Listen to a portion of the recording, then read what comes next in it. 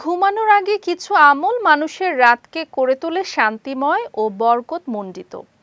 রাসূলুল্লাহ সাল্লাল্লাহু আলাইহি সাল্লাম ঘুমের পূর্বে কিছু দোয়া ও সূরা পাঠ করতেন, যার মধ্যে একটি সহজ আমল রয়েছে যা করলে কুরআনের 1/3 তিলাওয়াতের সওয়াব পাওয়া যায়। সেই আমল নিয়ে বিস্তারিত থাকছে ডেস্ক রিপোর্টে। ঘুম আল্লাহ তাআলার এক অপার অনুগ্রহ যা মানুষের শরীর ও মনের ক্লান্তি দূর করে। কুরআনে আল্লাহ বলেন, তিনি নিদ্রাকে করেছেন ক্লান্তি দূরকারী এবং রাতকে দিয়েছেন আচ্ছাদন স্বরূপ। ঘুমাতে যাওয়ার আগে রাসূল সাল্লাল্লাহু আলাইহি ওয়াসাল্লাম যে দোয়া পাঠ করতেন তা খুবই ছোট, সহজ ও গভীর অর্থবহ। আল্লাহুম্মা বিসমিকা আমুতু ওয়া আহিয়া, অর্থাৎ হে আল্লাহ, আপনার নামে আমি শয়ন করছি এবং আপনারই অনুগ্রহে জাগ্রত হব।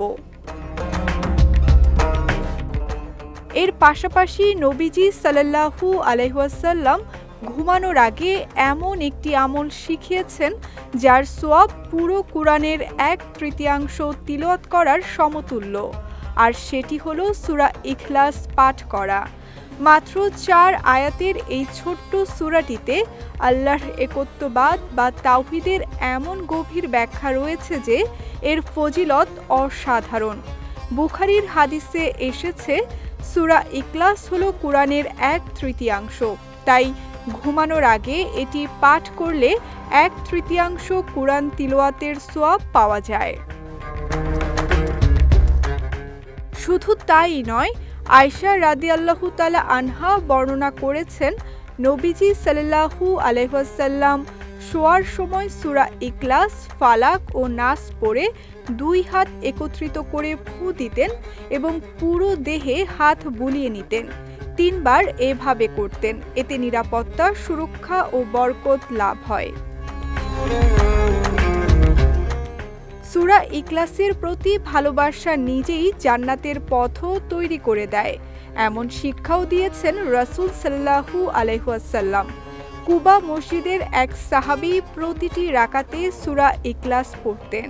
সহচররা এতে আপত্তি তুললেও তিনি বলেন, তিনি এই সূরাকে ভালোবাসেন।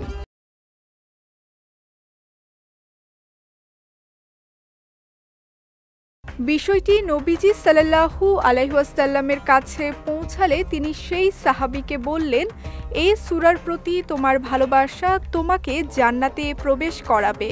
অতএব ঘুমানোর আগে ছোট্ট এই আমল সূরা ইখলাস তিলাওয়াত শুধু সওয়াবের দিক থেকে নয়, আল্লাহর প্রতি ভালোবাসা ও তাওহীদের চেতনা জাগিয়ে রাখার উত্তম উপায়।